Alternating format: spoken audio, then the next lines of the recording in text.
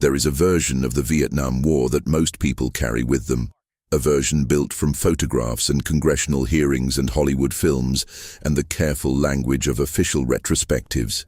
That version describes a war that was misunderstood, a war whose lessons were eventually absorbed, a war that represented a failure of strategy or communication or political will. That version is incomplete in a way that matters. The Vietnam War was not misunderstood. It was misrepresented systematically, deliberately, and at every level of the chain of command, from the platoon sergeant filling out an after-action report in the mud to the general briefing the Secretary of Defense in a climate-controlled room in Saigon. The gap between what happened and what was reported was not a side effect of the war. It was in many ways the mechanism by which the war continued. Veterans who returned from Vietnam were frequently advised, formally and informally, not to discuss certain things. Some of this advice came from officers. Some came from military lawyers. Some came from other veterans who had already learned what happened when you said too much. What follows is drawn from declassified documents, congressional testimony, investigative journalism, and the accounts of soldiers who eventually chose to speak anyway. None of it is speculation. All of it was real, and most of it remained buried for decades, not because it was difficult to find, but because almost no one in a position of authority had any incentive to look. The war began, in the American consciousness, with a lie. Not a misinterpretation, not a miscommunication.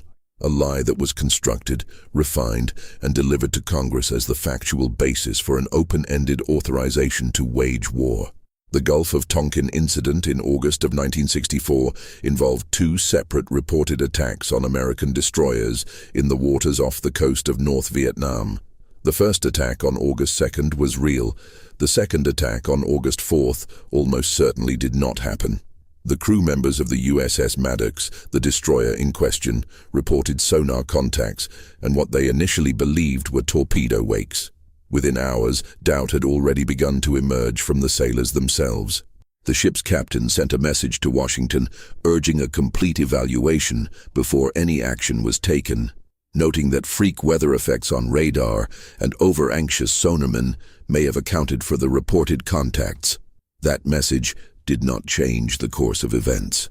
Within 24 hours, President Lyndon Johnson had authorized retaliatory airstrikes against North Vietnam. Within 3 days, Congress had passed the Gulf of Tonkin Resolution, which gave the president essentially unlimited authority to escalate American military involvement in Southeast Asia. Secretary of Defense Robert McNamara knew, at the time he testified before Congress, that serious doubts existed about the second attack. He did not share those doubts. The resolution passed, with only 2 dissenting votes in the Senate and no dissenting votes in the House. The war that followed, a war that would kill more than 58,000 Americans and somewhere between 1.5 and 3.5 million Vietnamese, depending on how you count and who is doing the counting, was authorized on the basis of an event that the Johnson administration itself had reason to doubt before the ink on the resolution was dry. This was not discovered gradually over time. Internal documents make clear that the uncertainty was present from the beginning. The decision was made anyway. That foundational dishonesty shaped everything that came afterward. When a war begins with a manufactured justification, the people prosecuting that war face a particular kind of institutional pressure. They cannot easily admit error because error, at that scale, implicates not just a policy but a presidency, not just a strategy, but the entire rationale for soldiers dying. So what developed in Vietnam, slowly, and then with increasing speed, was a system of metrics designed not to measure progress, but to simulate it. Body count became the primary indicator of success, not territory held, not political stability achieved, not civilian confidence in the South Vietnamese government. Bodies, the number of enemy soldiers killed. This created pressures that were not subtle and were not secret to the people operating within them. Units were expected to produce kills. Officers who produced kills were promoted. Officers who questioned the reliability of kill counts were not rewarded for their skepticism. The result was predictable. Kill counts were inflated. In some cases, they were doubled. In some cases, they bore almost no relationship to actual enemy casualties. A sergeant who lost 3 men and killed 2 enemy soldiers might report 6 enemy kills because the alternative, reporting a net loss, invited scrutiny. A platoon that swept through a village and found no combatants might report a cache of weapons and several enemy killed because returning empty-handed too many times carried its own professional consequences. The military had a term for anyone counted as an enemy killed. The term was, by later admission, extraordinarily loose. If you were male Vietnamese and dead in a combat zone, you were likely counted as enemy killed. Age was a secondary consideration. Whether you were actually carrying a weapon was sometimes noted and sometimes not. Civilians killed in airstrikes were frequently counted as enemy combatants, not because anyone sincerely believed they were combatants, but because the alternative created paperwork and questions that nobody wanted. There is documentary evidence from multiple commands that units were under pressure to reclassify civilian casualties in ways that reduced their visibility in official reports. This was not a local corruption. It was a structural feature of how the war was being managed. The body count system produced a number that became famous: the crossover point.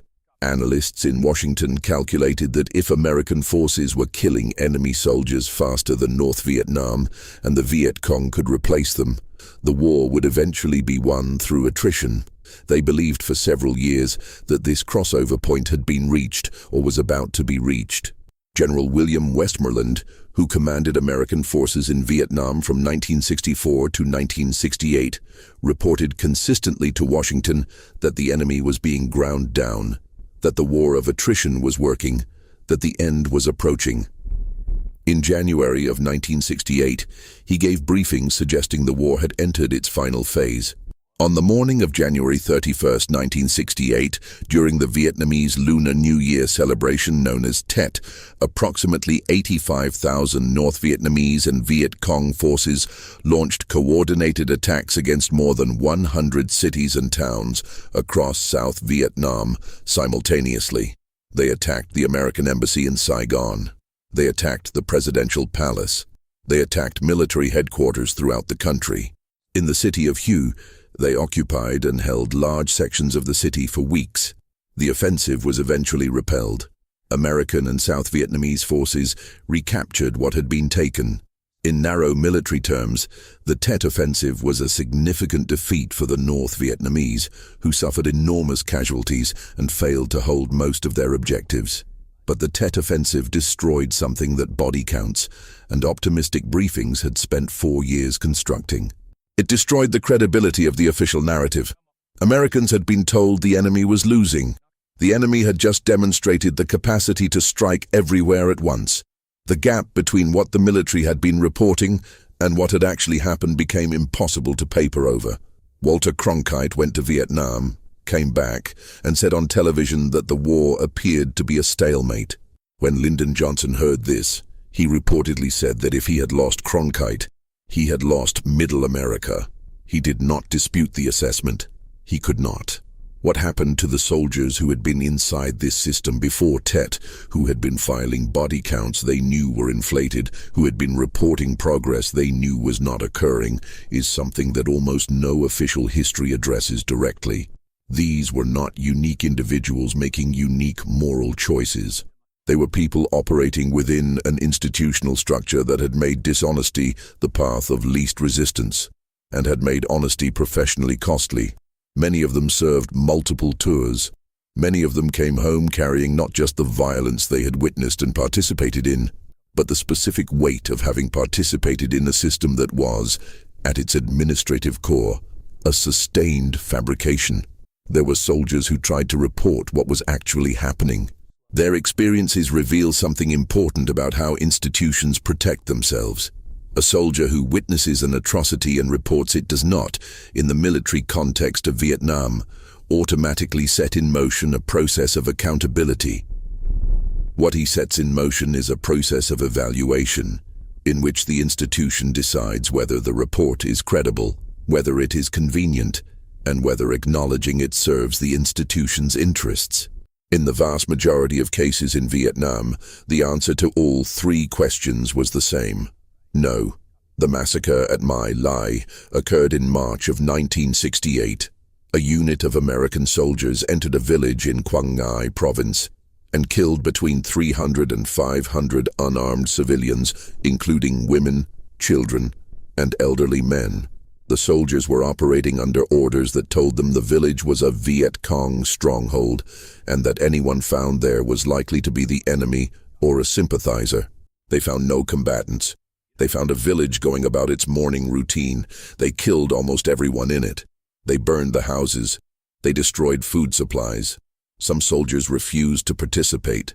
One helicopter crew, led by Warrant Officer Hugh Thompson, landed between soldiers and fleeing civilians and threatened to open fire on the American soldiers if they continued killing. Thompson reported what he had witnessed. His report was largely ignored. The initial official report on My Lai described it as a combat victory. Approximately 128 enemy killed, with minimal American casualties.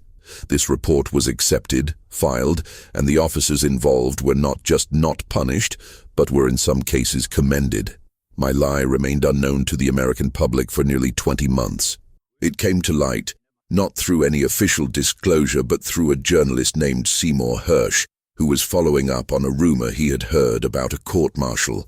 When the story broke in November of 1969, the military was faced with a decision about how to respond. 26 soldiers were eventually charged with crimes related to My Lai. One was convicted. Lieutenant William Calley was found guilty of murdering 22 civilians and sentenced to life in prison. He served 3.5 years under house arrest before being paroled. No officer above the rank of captain was convicted of anything. The general who received and approved the falsified initial report, a man who had been in the chain of command the entire time, faced no criminal consequences. The system that had made My Lai possible, the dehumanizing language, the pressure to produce body counts, the classification of any dead Vietnamese as enemy killed, the operational culture that treated entire villages as free fire zones, none of that was on trial. One man was convicted. The institution absorbed the event and continued. What My Lai represented was not an exception. This is the part that official accounts consistently resist. My Lai was exceptional in scale and in the fact that it became known. The practices that produced it were not exceptional. The Free Fire Zone, a designated area in which American forces were authorized to fire at anything that moved without any requirement to identify targets as combatants, was official military policy in Vietnam.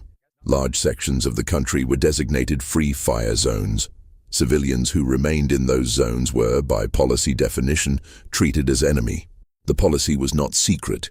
It was official. The consequence of that policy, played out day after day across years and across the entire country, was the killing of civilians on a scale that nobody in the official chain of command wanted to enumerate. The Phoenix program is another element of the Vietnam War that was real, was official, was documented, and was quietly absorbed into the record without anything approaching full accountability. Phoenix was a CIA-coordinated program designed to identify and neutralize, the official word, members of the Viet Cong infrastructure. Neutralization meant capture, defection, or death. The program ran from 1965 through 1972 and claimed, by official count, to have neutralized approximately 81,000 individuals. Of those, approximately 26,000 were killed. The problems with Phoenix were structural and were known at the time by people inside the program. The program relied on informants, and informants in a war zone are unreliable for reasons that require no sophisticated analysis. People used the program to settle personal grievances. People provided names to satisfy quotas, because Phoenix, like the rest of the American war effort in Vietnam, operated under quota systems. Provinces were expected to neutralize a certain number of Viet Cong per month. When the legitimate targets ran out or were difficult to find, other names appeared on lists. There are documented cases of individuals who had no connection to the Viet Cong being detained, tortured, and killed under Phoenix because they had enemies in their village who needed them gone and had access to an American-backed program that could make them gone. The interrogation methods used in Phoenix were not ambiguous. Former operatives, speaking in congressional testimony and in later interviews, described waterboarding, electric shock, and techniques specifically designed to cause enough pain to produce confessions. The CIA's own Inspector General produced an internal report that raised concerns about Phoenix. The report remained classified for decades. When parts of it were eventually declassified, they confirmed what former participants had already described publicly. The program was producing intelligence of questionable reliability through methods that were producing both dead civilians and false information simultaneously. William Colby, who later became director of the CIA and who oversaw Phoenix, testified before Congress in 1971 and acknowledged that some people had been killed who should not have been killed. He framed this as an unfortunate aspect of an otherwise legitimate program. The framing was accepted. No criminal charges resulted. Phoenix was defended as a necessary tool of counterinsurgency and was eventually cited, in some military and intelligence circles, as one of the more effective components of the American effort in Vietnam. The question of how many of its 81,000 neutralizations represented actual Viet Cong cadres versus civilians who had been incorrectly identified or deliberately falsely accused has never been answered and is unlikely to ever be answered. The chemical dimension of the Vietnam War represents another category of information that was formally suppressed for years after the conflict ended. Agent Orange, the herbicide mixture used in the defoliation program known as Operation Ranch Hand, was sprayed over approximately 20% of South Vietnam's land surface between 1961 and 1971. The military used it to destroy jungle cover and deny the enemy concealment. It was also sprayed over agricultural areas to destroy food supplies in regions thought to support the Viet Cong, a practice that was classified and that the military denied for years after the war. The chemical compound in Agent Orange that caused long-term health damage was dioxin, specifically a variant called TCDD, which is among the most toxic substances ever synthesized. The manufacturers of Agent Orange, including Dow Chemical and Monsanto, had internal documents as early as the 1960s indicating that dioxin produced serious health effects in humans. These documents were not shared with the military or with the veterans who were being exposed. The military itself conducted studies during the war that suggested health concerns and classified those studies. Veterans who returned from Vietnam and developed cancers, neurological conditions, and other illnesses consistent with dioxin exposure spent years being told by the Department of Veterans Affairs that there was no proven connection between their illnesses and their service. The children of veterans who had been exposed to Agent Orange were born with birth defects at rates that researchers documented, but that the government disputed for decades. In Vietnam, where the spraying was far more intensive and where the population had no protective equipment and no warning, the health consequences were catastrophic and multi-generational. Vietnamese civilians and veterans still suffer health effects from dioxin contamination. The soil and water in parts of Vietnam remain contaminated. The full accounting of what the defoliation program did to the human beings in its path has never been completed and has never been officially acknowledged in terms that would require substantive compensation. The fragging of officers is another subject that veterans were explicitly advised not to discuss publicly and for obvious institutional reasons. Fragging refers to the killing or attempted killing of officers or non-commissioned officers by their own soldiers. The term derived from the fragmentation grenade that was often the weapon of choice because it was readily available, left no ballistic evidence, and could plausibly be attributed to combat. The military documented approximately 900 incidents of assault with explosive devices against officers between 1969 and 1972, resulting in approximately 90 deaths. These are the documented cases. The actual number, including incidents recorded as combat deaths, is almost certainly higher. Fragging happened for multiple reasons, and the reasons matter because they reveal the degree to which the organizational culture of the American military in Vietnam had deteriorated. Some officers were fragged because they were perceived as reckless with the lives of their men, ordering operations that seemed pointless or tactically suicidal in a war that had long since lost any coherent strategic purpose. Some were fragged because they enforced discipline in ways that soldiers in the field, dealing with the constant presence of death, found intolerable. Some were fragged because race relations within units had deteriorated to the point of violence, and officers were targeted along racial lines. Some were fragged because soldiers were using drugs, and the officer in question was attempting to interfere with that. Drug use in the American military in Vietnam was not a fringe phenomenon. By the early 1970s, estimates based on military surveys and later studies suggested that somewhere between 20 and 40% of American soldiers in Vietnam had used heroin. Marijuana use was far more widespread.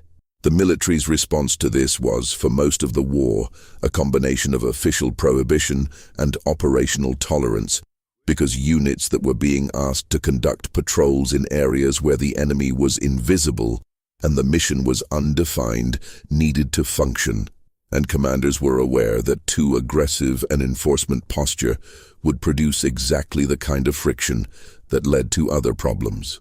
Heroin in Vietnam was unusually pure and unusually cheap, a combination that produced rapid addiction in soldiers who, in many cases, had never used any drug stronger than alcohol before arriving in country. The CIA has been credibly accused, through congressional investigations and the reporting of journalists including Alfred McCoy, of involvement in the heroin trade in Southeast Asia. Air America, the CIA-operated airline that flew logistics missions throughout the region, has been documented as having transported opium and heroin on behalf of Allied warlords in Laos.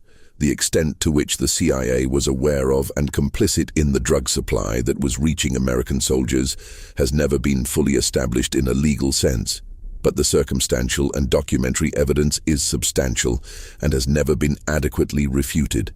Soldiers who became addicted to heroin in Vietnam faced a particular problem upon returning to the United States. Their addiction was, in many cases, simply not acknowledged. The military had a complex set of incentives around drug use that varied depending on the period of the war and the unit involved. Soldiers who tested positive for drugs at the end of their service were sometimes given dishonorable discharges, which cut them off from veterans' benefits. Soldiers who managed to avoid detection returned home with addictions that the existing civilian treatment infrastructure in the early 1970s was completely unprepared to handle. The connection between the conditions that produced the addiction, the war itself, the institutional negligence, and the subsequent civilian consequences was not acknowledged officially for years. The treatment of prisoners of war represents another area where the official record diverges from what actually happened in ways that were suppressed for reasons of institutional and diplomatic convenience. The stories of American prisoners held in North Vietnamese camps, particularly the Hanoi Hilton, became a central part of the American cultural memory of the war. The suffering of those prisoners was real and was severe. What receives less attention is the question of American prisoners who were never returned and were never officially acknowledged. Investigations conducted by the Senate Select Committee on POW and MIA Affairs, which ran from 1991 to 1993, established that the Nixon administration had information indicating that North Vietnam was holding more American prisoners than it acknowledged at the time of the Paris Peace Accords in 1973. The accords required North Vietnam to return all American prisoners. North Vietnam returned approximately 591 men. Intelligence assessments at the time suggested the actual number held was higher.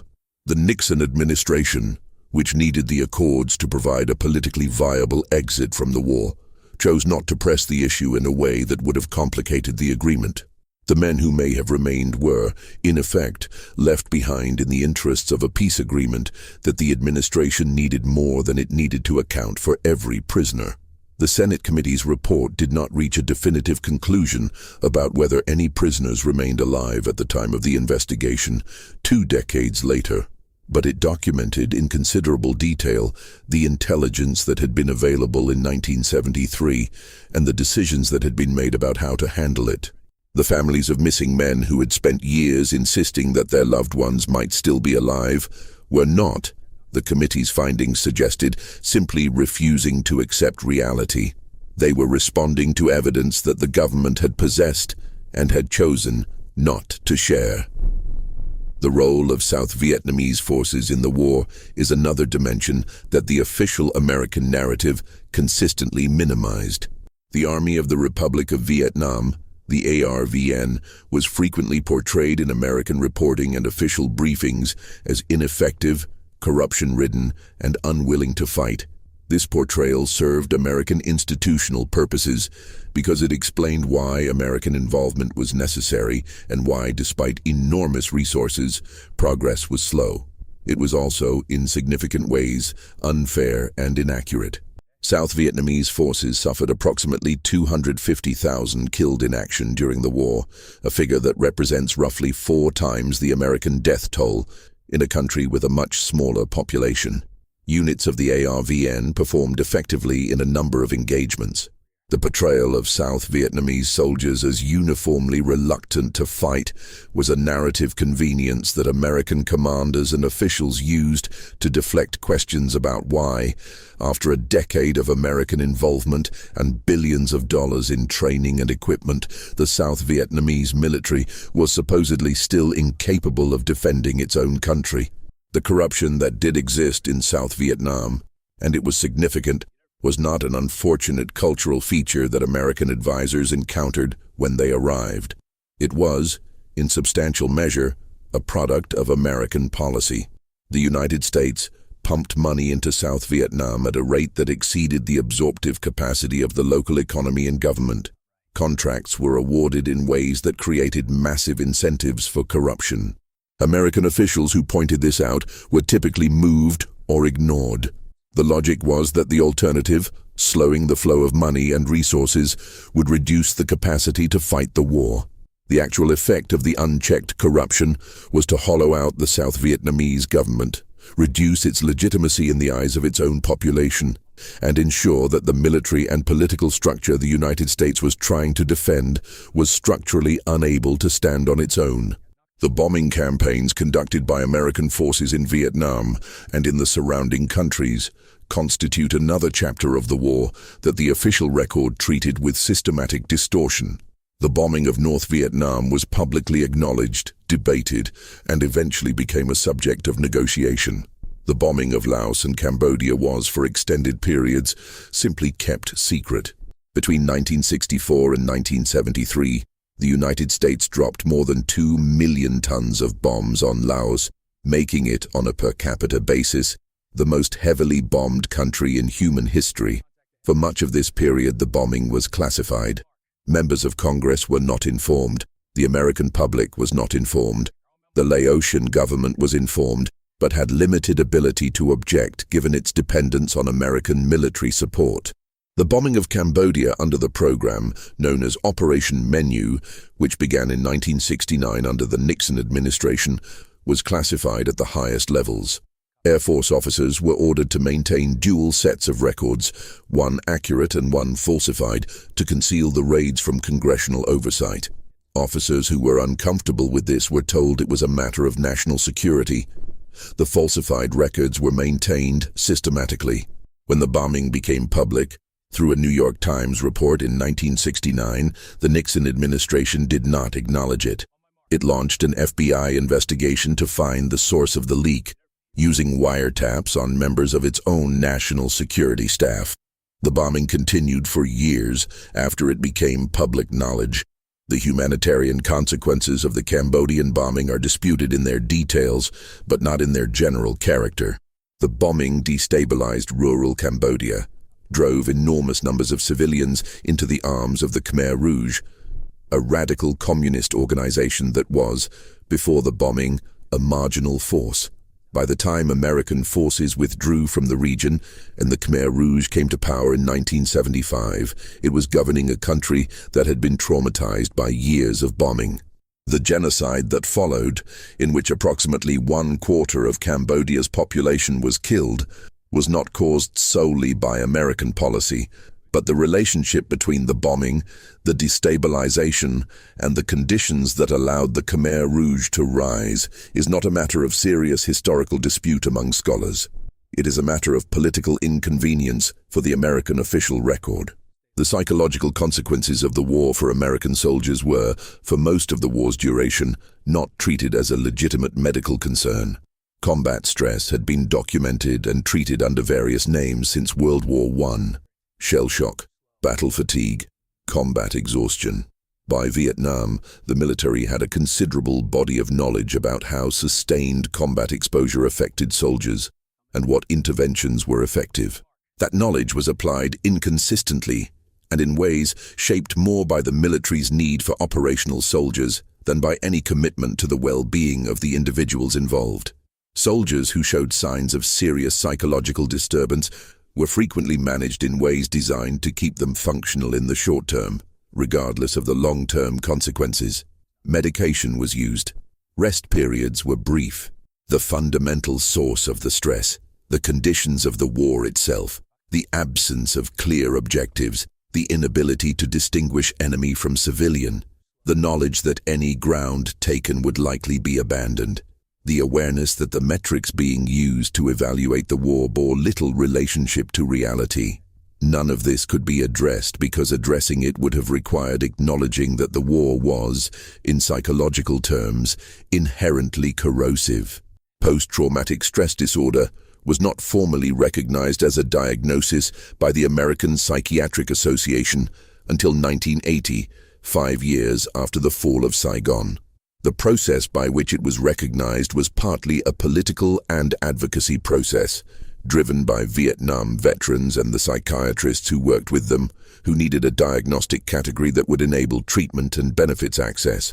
The formal recognition was important, but it also meant that the hundreds of thousands of veterans who had returned from Vietnam in the years between 1964 and 1980 had done so without access to a recognized diagnostic framework for what they were experiencing. Many of them were told their symptoms were character weaknesses. Many were given misdiagnoses. Many received no treatment at all. The veteran suicide rate, in the years after Vietnam, was significantly elevated, though the precise figures are contested because the data collection infrastructure to track this was not in place at the time. What is clear from the available evidence is that the mortality rate for Vietnam veterans in the decade after their service was higher than that of comparable non-veteran populations, with excess deaths attributable to accidents, homicide, and suicide. These deaths did not appear in any official count of the war's cost. The official American death toll for Vietnam is 58,220. That number counts only those who died in the theater of war. It does not count the people who came home and then died as a consequence of what the war had done to them. The operational reality of the late war period, particularly the years between 1969 and 1972, represents a dimension of the conflict that received relatively little public attention during the war itself and has received relatively little historical attention since. By 1969, with the Tet Offensive having destroyed the credibility of the optimistic narrative, and with American public opinion having shifted decisively against the war, the military was in the position of continuing to fight a war that its own commanders were increasingly uncertain could be won, under a policy of Vietnamization that everyone in the chain of command understood was a face-saving withdrawal strategy rather than a genuine new approach. The soldiers who served in this period were fighting a war that was being wound down for political reasons while simultaneously being asked to conduct operations with full tactical seriousness. The contradiction was not subtle. Units were pulled back from aggressive operations in some areas to reduce casualty figures that were generating political pressure at home. then ordered forward in others because the military needed to demonstrate continued relevance. Soldiers understood this. They did not always comply. The rate of combat refusals, documented cases in which soldiers or units refused direct orders to conduct combat operations, increased substantially in the late war period. These incidents were managed at the unit level, in most cases specifically to avoid the paperwork and attention that formal documentation would create. The practice of sandbagging, conducting shortened or falsified patrols and then reporting completion of assigned missions, became widespread. Units would move a short distance from their base, remain stationary, and then return and report the patrol as completed. This practice was understood at multiple levels of command. It was tolerated because the alternative was forcing confrontations that might produce worse outcomes, and because the patrols themselves, in many cases, served no genuine tactical purpose. The operational logic of the war had dissolved to the point where the military was maintaining forms, going through the motions of warfare, while the actual strategic purpose had been acknowledged internally to be unachievable. The racial dynamics within American units in Vietnam produced a form of internal violence that the military was extremely reluctant to document. African American soldiers served in Vietnam in numbers disproportionate to their share of the American population, particularly in the early years of the war, because of the operation of the draft and the mechanisms of deferment that tended to benefit more affluent, more educated, predominantly white Americans. They were also, in the early years, disproportionately assigned to combat units. The civil rights movement was ongoing at home. The assassination of Martin Luther King in April of 1968 produced grief and rage in black soldiers overseas that the military had no framework to address. Racial tensions within units produced incidents that ranged from organized protests to actual violence. There are documented cases of race riots within military installations in Vietnam and elsewhere in the Pacific Theater. Courts-martial records from the period show disproportionate prosecution of African American soldiers for disciplinary infractions. Black soldiers who complained about discriminatory treatment within their units were frequently met with responses that combined formal discipline for insubordination with informal ostracism.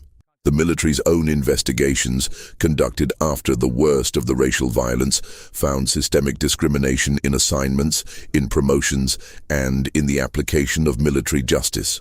These findings were not acted on in ways that produced structural change during the war itself. The handling of enemy prisoners of war by American forces is another area where official policy and operational reality diverged in ways that were documented, partially suppressed, and never fully reckoned with. The Geneva Convention, which the United States had signed and was legally bound by, prohibited torture and required humane treatment of prisoners. American military policy formally prohibited torture. What happened in the field was shaped by a combination of factors that made formal compliance with these standards inconsistent at best. The primary intelligence value of a prisoner was immediate. Information about enemy positions, troop movements, and planned operations decayed quickly. Interrogators in the field operated under time pressure that created incentives for methods that produced immediate responses regardless of their reliability. The methods used in Phoenix program interrogations, which included electric shock and waterboarding, were also documented in field interrogations by military intelligence personnel and by South Vietnamese forces operating alongside Americans who were present and sometimes participating. The consistent response to documentation of these practices was to classify the documentation, reassign or discipline the person who created it if they had done so formally, and ensure that reports moving up the chain of command did not include detail that would require action. There were occasional formal investigations. They typically concluded that the practices documented were isolated incidents rather than systemic patterns. The soldiers and intelligence officers who knew the practices were systemic were aware that this conclusion was false. They were also aware, through observation of what happened to people who said so formally, that saying so formally was inadvisable. The medical system in Vietnam was, in some respects, genuinely extraordinary. The development of rapid medical evacuation by helicopter, the concentration of surgical expertise in forward facilities, and the protocols developed for treating traumatic injuries produced survival rates for combat wounds that were significantly better than in any previous American war. A soldier wounded in Vietnam was more likely to survive those wounds than a soldier wounded in Korea or World War II, given equivalent wound severity. What the medical system was not designed to handle and what it systematically failed to handle was the full range of what the war was doing to the people fighting it. Soldiers with serious mental health symptoms were returned to combat when they could be made functional because the system needed soldiers.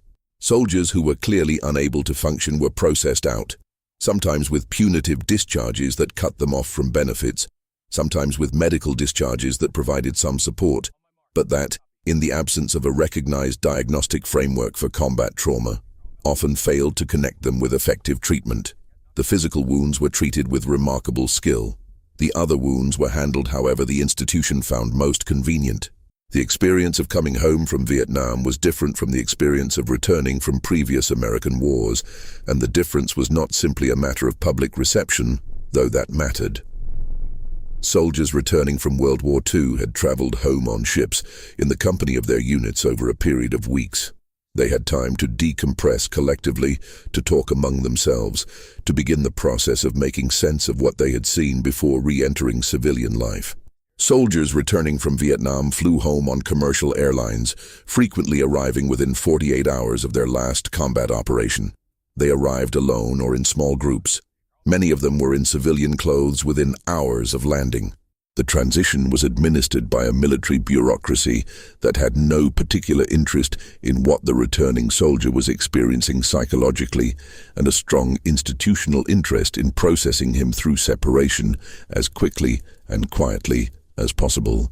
Soldiers who had been in Vietnam the week before found themselves in suburban living rooms or urban apartments, with no mechanism for discussing what they had experienced with people who might understand it, and with strong cultural and institutional messages that they should not discuss it, or at least should not discuss it in ways that raised uncomfortable questions.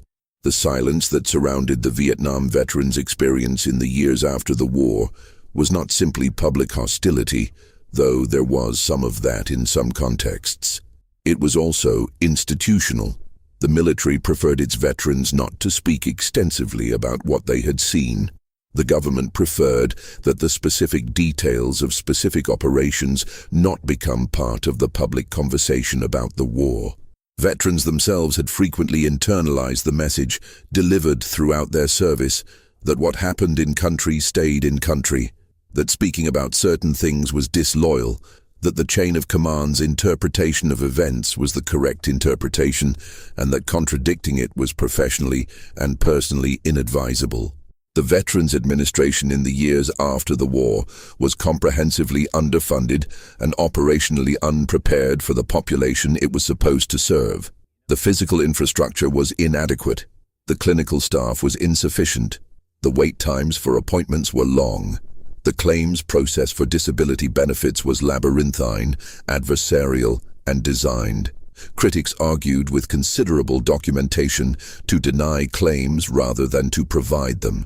Veterans who filed claims for conditions they believed were related to their service, including conditions related to Agent Orange exposure and to the psychological effects of combat, encountered a system that consistently required them to prove something that the system had strong bureaucratic incentives to dispute. The specific denial of Agent Orange claims represents one of the more thoroughly documented cases of institutional bad faith in the history of American veterans' affairs. Veterans with cancers and other conditions known to be associated with dioxin exposure were denied benefits on the grounds that the scientific evidence of a connection was insufficient. The government contracted with the Veterans Administration and with outside researchers to study the connection. Some of those studies were manipulated or suppressed when they produced results that would have increased the government's financial liability. An Air Force study known as Ranch Hand, which followed the health of pilots and crew who had flown defoliation missions, produced data that the Air Force repeatedly reinterpreted in ways that minimized its implications. When the study's principal investigator concluded that the data showed health effects, she was removed from the project. It was not until 1991, with the passage of the Agent Orange Act, that the United States government formally acknowledged a presumptive connection between Agent Orange exposure and certain health conditions, meaning that veterans with those conditions no longer had to prove the connection individually. By that point, many veterans with those conditions were dead. The 20-plus years between the end of the defoliation program and the legal acknowledgement of its health consequences represented 2 decades in which veterans who were sick as a result of their service were systematically denied the acknowledgement and support that would have been appropriate. The broader question of accountability, of what happened to the people who made the decisions that produced these outcomes, is answered by the historical record in a way that is consistent and unremarkable. Almost no one was held accountable. The generals who filed false body counts, who presided over operations that killed civilians, who ran interrogation programs that violated both law and policy, almost uniformly completed their careers, received their pensions, and wrote or cooperated with memoirs that placed their decisions in the most favorable possible light. The civilian officials who authorized the bombing of countries that had not attacked the United States, who suppressed evidence of prisoner of war questions, who knowingly misled Congress about the basis for the war's escalation, faced no legal consequences. McNamara, who ran the war for most of its escalation period and who later acknowledged in his memoir published in 1995 that he had known by 1967 that the war was not winnable and had continued to prosecute it anyway, expressed regret. He was criticized for the memoir by veterans and by historians, less for what it said than for what it implicitly acknowledged about what he had known and when he had known it and what he had done with that knowledge. He died in 2009. No criminal proceedings were ever initiated against him. Westmoreland, who had briefed optimism to Washington while the war deteriorated beneath him, sued CBS News for a documentary that accused him of being part of a conspiracy to suppress accurate enemy troop strength estimates. The lawsuit was settled without a verdict in 1985, after evidence presented in the pre-trial phase made clear that the documentary's essential claims were supportable. He died in 2005. Nixon, whose secret bombing of Cambodia represented one of the most significant instances of executive branch deception of Congress in American history, resigned the presidency over a matter that was, in terms of its actual consequences, far less significant than the unauthorized war he had conducted. The Cambodia bombing was part of the articles of impeachment drafted against him. He resigned before those articles were voted on. He was pardoned by his successor. He died in 1994. The Vietnamese, on all sides of the conflict, experienced consequences of a different order of magnitude and of a different duration. The Socialist Republic of Vietnam, which unified the country after 1975, conducted its own systematic violence against people associated with the former South Vietnamese government, sending hundreds of thousands to re-education camps where conditions were brutal and mortality was significant. The victory that North Vietnam and the Viet Cong had achieved at such enormous cost produced a government that then committed its own extensive human rights violations against its own population. The Amerasian children, born to Vietnamese mothers and American fathers during the war, occupied a position of particular vulnerability in the years after 1975. They were stigmatized in Vietnamese society, associated with the former occupation, and had no legal status that provided them protection. The United States government did not, for years after the war, take any systematic responsibility for these children. Legislation to address their status was not passed until 1982, and even then, the process of documentation and resettlement was slow and bureaucratically difficult.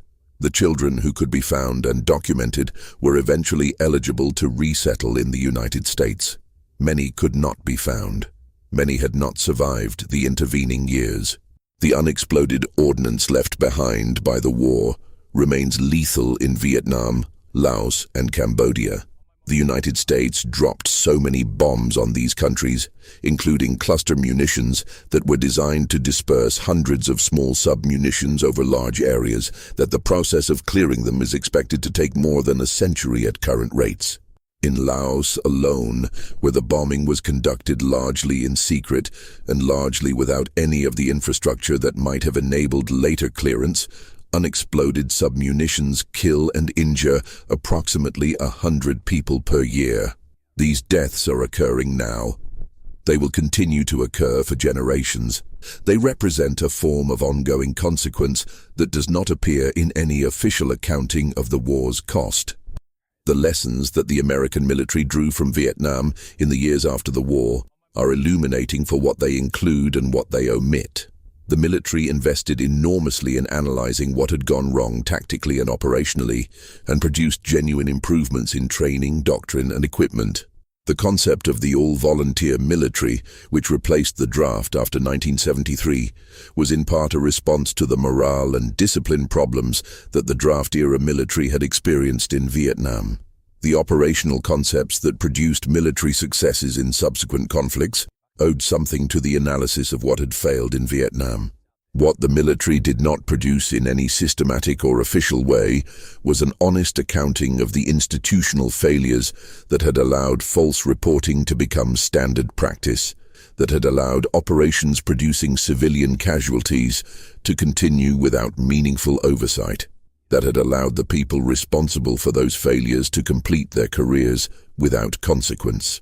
The internal culture that had made those things possible was not directly addressed, because addressing it would have required a form of institutional self-examination that no institution willingly undertakes, and that the people leading the post-war military had personal and professional reasons to avoid.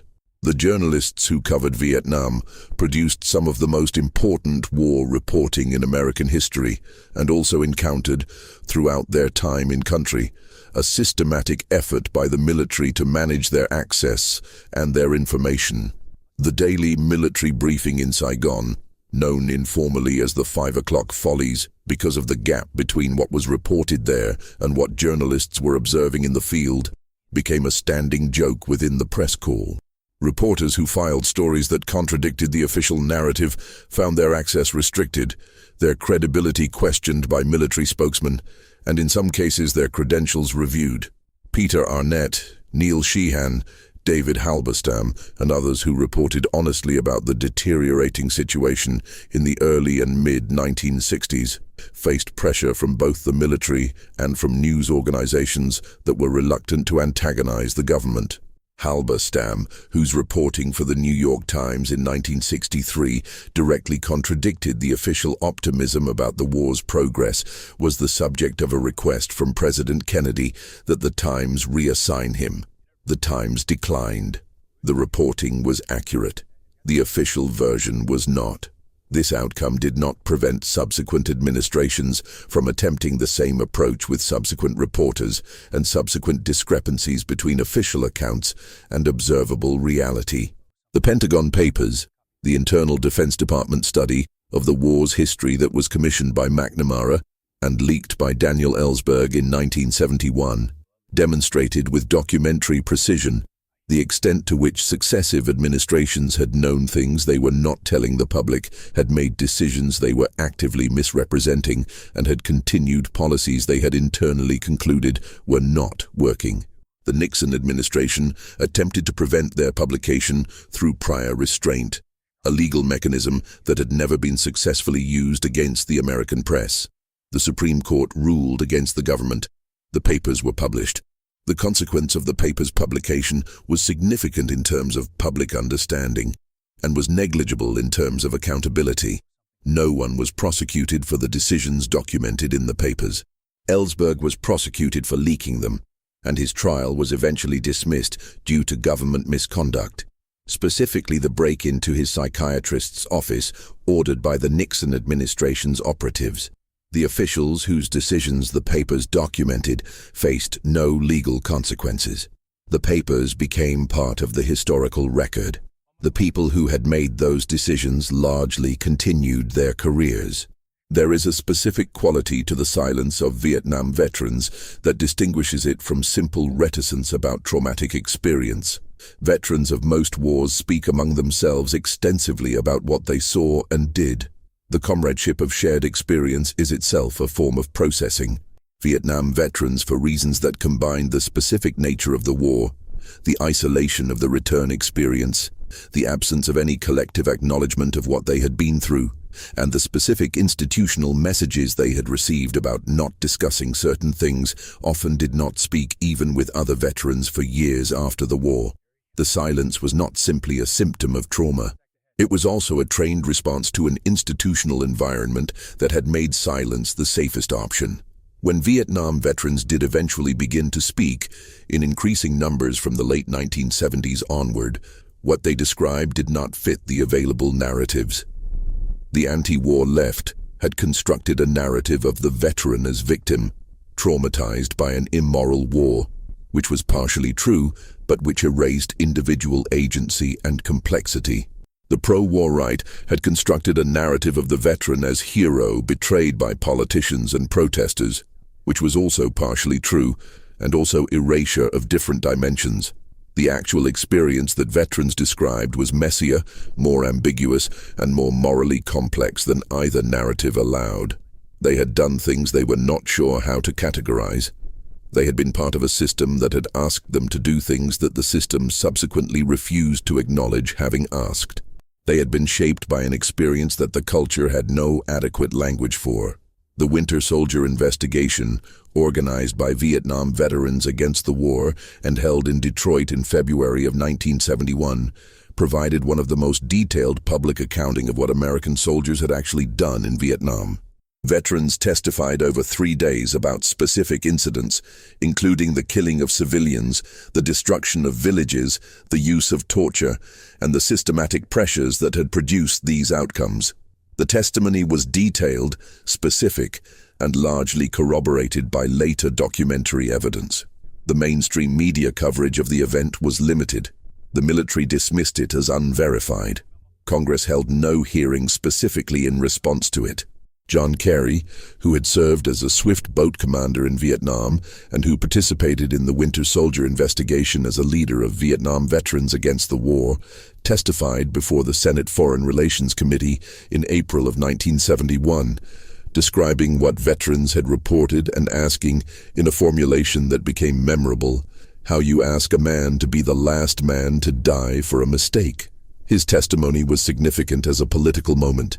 It produced no formal congressional response. The war continued for 4 more years. The fall of Saigon on April 30th, 1975, brought the war to an end in a form that was completely inconsistent with anything the American military or political establishment had been willing to publicly acknowledge as possible for most of the previous decade. The South Vietnamese government collapsed in a matter of weeks. North Vietnamese tanks rolled into Saigon. The American embassy was evacuated in a chaotic operation that left behind Vietnamese citizens who had worked with the United States and who faced serious danger as a consequence. The embassy evacuation was, in operational terms, relatively well executed given the circumstances. In political and historical terms, it was the visual conclusion of everything that had been misrepresented, suppressed, and denied for the preceding decade and a half. The South Vietnamese soldiers who had served alongside American forces, who had been trained and equipped and told that their country would be defended, were left to the consequences of the collapse. Approximately 250,000 people associated with the former South Vietnamese government were sent to re-education camps. Estimates of the number who died in those camps range widely, from tens of thousands to over 100,000. The boat people, the hundreds of thousands of Vietnamese who fled by sea in the years after 1975, experienced death rates on the water that various estimates place between 10 and 50%, meaning that the exodus cost the lives of tens of thousands of people who had chosen the uncertainty of the South China Sea over the certainty of what they were fleeing. The United States did not formally acknowledge diplomatic relations with unified Vietnam until 1995. 20 years after the fall of Saigon.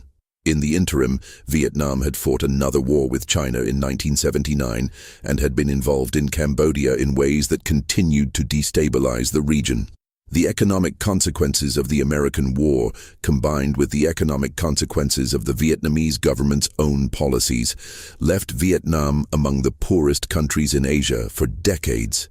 The normalization of relations in 1995 came with no formal acknowledgement of responsibility for the bombing of civilians, the use of chemical agents, or any of the other aspects of the American conduct of the war that remained subjects of documented controversy. There were soldiers who came back and spent the rest of their lives trying to find language for what they had experienced and what they had done. There were soldiers who came back and spent the rest of their lives trying to ensure that no one would ever ask them to find that language. There were soldiers who came back and could not find any way to live with the distance between what the war had asked of them and what they had believed themselves to be before it asked. The rate of homelessness among Vietnam veterans in the years after the war was significantly elevated compared to the general population. The reasons were multiple and interacting, but the war's role in producing the conditions for that homelessness was not seriously disputed by researchers who studied it. The specific category of moral injury, distinct from but related to post-traumatic stress, describes the damage done when a person is required to participate in actions that violate their own moral framework, or when they witness such actions and are unable to prevent them, or when they are betrayed by institutions whose moral authority they had trusted. The concept was developed substantially through the study of Vietnam veterans because the war had produced moral injury in such concentrated and documented forms. The soldiers who had filed false body counts and knew they were false. The soldiers who had participated in operations they believed were counterproductive or unjust and had been required to continue. The soldiers who had reported atrocities and watched the reports disappear into institutional silence. These were not simply traumatized individuals. They were people whose moral sense had been systematically violated by the institutions that had sent them to war. What remained after the war, and what remains now, is a set of documents, testimonies, declassified records, and individual accounts that together constitute a history substantially different from the official version. The official version describes a war fought with genuine strategic intent that failed because of factors including political constraints, media coverage, public opinion, and the inherent difficulty of counterinsurgency. The documented record describes something additionally and more troublingly: a war maintained through systematic misrepresentation, in which the people doing the misrepresenting often knew it was misrepresentation, in which the gap between official reality and operational reality was not a failure of communication, but a feature of how the institution managed the war's continuity. The war continued in its final years, not because anyone in authority believed it was being won or could be won, but because the institutional and political costs of acknowledging that it could not be won were, for the people making the decisions, higher than the costs of continuing. The costs of continuing were paid by the people doing the fighting, by the populations of the countries being fought in, and by the veterans who came home carrying something that the institution that had sent them had neither prepared them for, nor was prepared to acknowledge. The last American combat troops left Vietnam in March of 1973. The last Americans left Saigon in April of 1975. The war had been declared over, in various formulations, multiple times before it actually ended.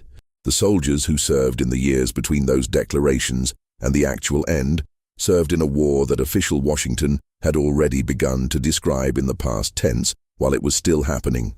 A war whose conclusion had been announced before its conclusion. A war whose purpose had been officially defined and redefined so many times that the definitions themselves had ceased to carry any operational meaning. They served anyway. The war continued. And when it ended not with a victory or a negotiated conclusion of the kind that wars are supposed to produce, but with an evacuation, a collapse, and a silence that lasted in various forms for decades.